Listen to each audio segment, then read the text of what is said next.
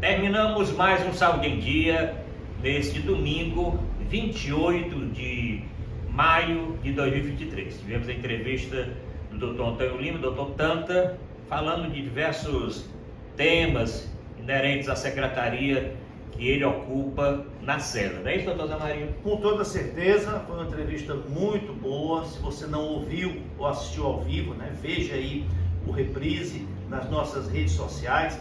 O doutor Antônio Lima Tanta é o secretário de Vigilância da Saúde do Estado do Ceará. Tem uma atuação muito importante na prevenção, no diagnóstico precoce, no acompanhamento, no enfrentamento de doenças de toda a natureza.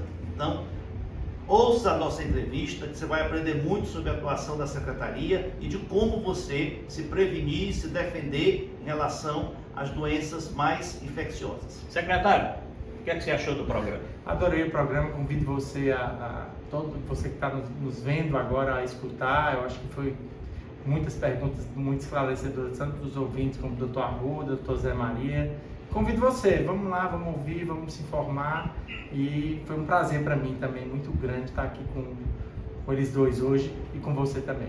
Bom, queremos agradecer novamente a audiência, convidar todos os ouvintes, internautas, para o nosso próximo programa, no próximo domingo, de 9 às 10 horas. Não é isso, Zé Maria? Com toda certeza, mais um entrevistado da área da saúde, da medicina, trazendo o que há de mais moderno, de mais atual, de mais relevante, para você cuidar da sua saúde e da sua família. Tchau, tchau. Obrigado. O fato do tratamento. O tratamento tem 6 meses. Sim. O tratamento tem que ser ininterrupto. O nosso principal problema hoje no Ceará é o abandono do tratamento. Mas o tratamento já não é na sua pasta, já não é na sua secretaria. Mas a gente tem que acompanhar, porque o que é que acontece? É bom dizer para a dona Maria, tuberculose, depois de 1 mês, 2 meses de tratamento, o indivíduo não sente mais nada. Uhum. Então, no momento que ele passa a não sentir mais, a própria tosse desaparece. Então, às vezes, qual é a tendência? Que você descontinue e você pare o tratamento. E aí o bacilo está escondido no pulmão e ele retorna. Então, esse é o grande Agora, tema. doutor Antônio, assim, explique aí ao ouvinte, qual a função da sua da vigilância em saúde, que o senhor comanda. Exatamente o que? Monitorar os focos de riscos de determinada doença, encaminhar para tratamento. Qual a função? Bom, é uma secretaria grande, Você tem 3 grandes áreas. A primeira área é que a gente conversou até agora, chama-se vigilância epidemiológica. Você acompanhar monitorar, como você mencionou, riscos, determinantes, tendências das principais doenças transmissíveis. A parte de imunização não é com você? Está também conosco. Tá também? Sim, também. Exatamente. Então, a gente pega primeiro a vigilância epidemiológica, essa grande que a gente está discutindo aqui, tanto de doenças transmissíveis, como a gente mencionou, tuberculose, dengue, vai para sífilis, vai para hanseníase, HIV, AIDS, todas essas doenças transmissíveis, e também não transmissíveis que são monitoradas, que são desde o câncer, desde doenças também do aparelho circulatório, infarto, derrame, tendências epidemiológicas em geral.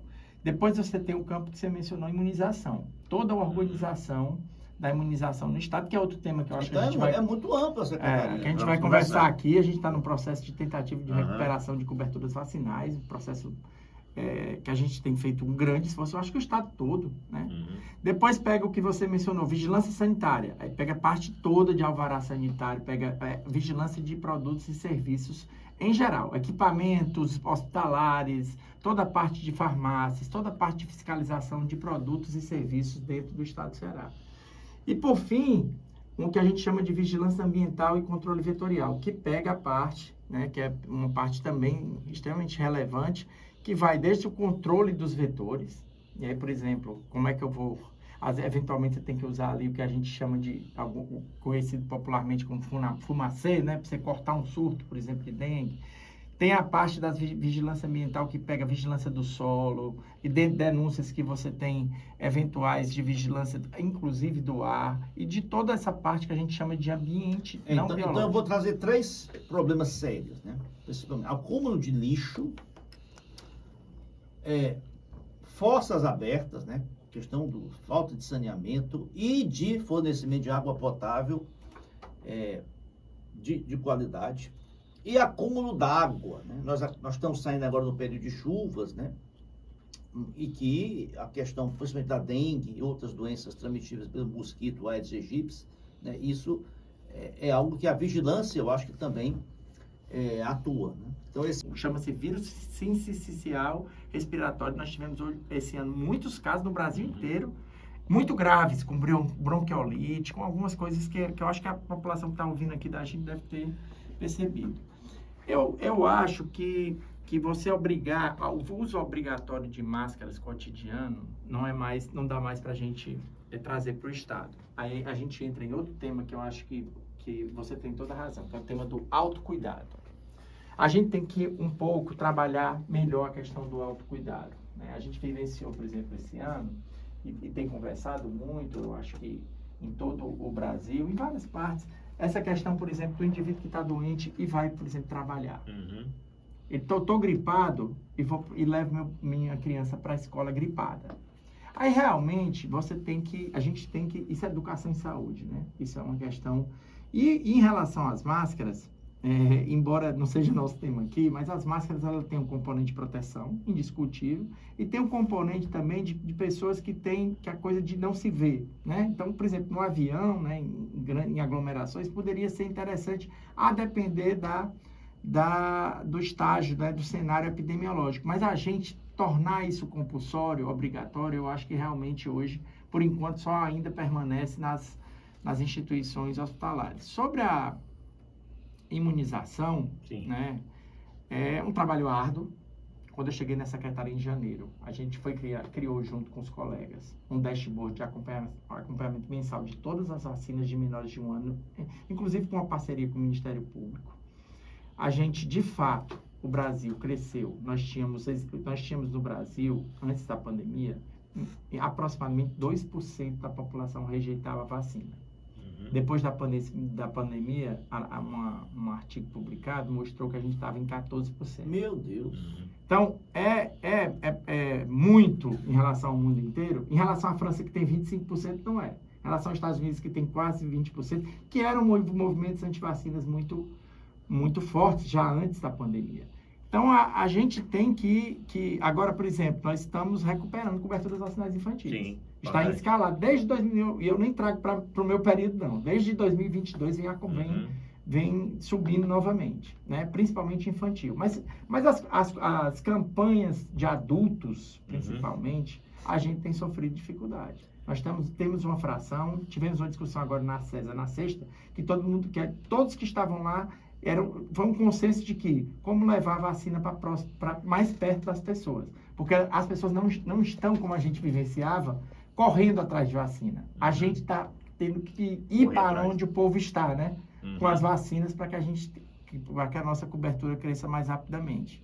Ainda sobre a questão do legado, né? Eu e o doutor Arruda somos mais antigos, né? Vamos chamar assim. A gente lembra que a partir do advento da AIDS, né, houve uma busca grande de uso de preservativo, né, em relações sexuais, o que era muito ínfimo até então. E esse hábito, essa precaução, ela ficou. Apesar da AIDS não ter mais assim a mesma incidência que tinha outrora, né, que era uma sentença de morte, a pessoa está com AIDS, né? E parece que esse legado em relação à Covid, né, para o uso da máscara e também evitar o distanciamento, né, ter um cuidado, uma responsabilidade, né, de não ter contato com pessoas próximas, a pessoa estando com suspeita de estar infectado, não ficou, né? O doutor Tanta vai já responder, porque nós temos que falar para os ouvintes de Itapipoca que o nosso programa é retransmitido para toda a Zona Norte graças à clínica do Dr. Costa Campos, uma clínica conceituada que existe no município de Itapipoca, que atende toda aquela região norte do estado de Ceará. Um abraço aqui para o Dr. Costa Campos, que é um grande médico, um benemérito da cidade de Itapipoca. Um abraço para ele e todos que estão escutando o programa pela Rádio Esperança FM. Já que o doutor Zé Maria introduziu o AIDS, vamos falar um pouquinho, né, de sífilis congênita e essas ISTs, né? Eu queria que você abordasse também um pouquinho, né? Estamos chegando na segunda meia hora do programa, vamos agora tentar, assim, tem muitos temas ainda, muitas perguntas, muitos temas aqui da produção. Tanta. Essa questão foi muito bem lembrada. O preservativo ficou. Por exemplo, a minha geração. A geração mudou hábitos. Durante muito tempo, o HIV, sobretudo, né, quando se expressava como AIDS, como doença, era uma doença praticamente de letalidade próxima de 100%. Né? Depois o tempo passou e você, né, melhoraram muito todos os fármacos, os tratamentos, as vacinas são eficazes, são seguras. As vacinas são o nosso maior instrumento de prevenção de doenças disponível. Né? Desde o início do século XX é onde a gente se ampara. Né? Prevenir é sempre melhor do que você tratar uma doença. Né? E a tecnologia hoje é muito avançada, então nós temos tido sucesso enorme, mesmo com as vacinas recentes, como é o caso da Covid. Então atualize o cartão de vacina do seu filho, o do seu pai, o dos seus avós, no posto de saúde mais próximo. Hoje nós não temos, é bom dizer isso para a população, hoje nós não temos problema de disponibilidade de vacina de nenhum tipo de imunobiológico no estado de Ceará. Não precisa agendar, não precisa agendar, você vai lá no seu posto de saúde, vai na sala de vacina, mostra o cartãozinho, atualiza, né? Faça a vacina bivalente da Covid-19, ela é diferente de todas as outras, ela traz a variante Ômicron que a outra não trazia, que hoje domina o mundo inteiro. A gente conversou um pouquinho antes do programa, está aí a China esperando milhões de casos de sublinhagem da Ômicron, e também por essa razão, pela possibilidade da gente ainda ter, né, infelizmente, novas variantes, importante que você faça, e, claro, a vacina da gripe para todos os grupos aí acima de 6 meses de idade já está livre para todas a população cearense e brasileira.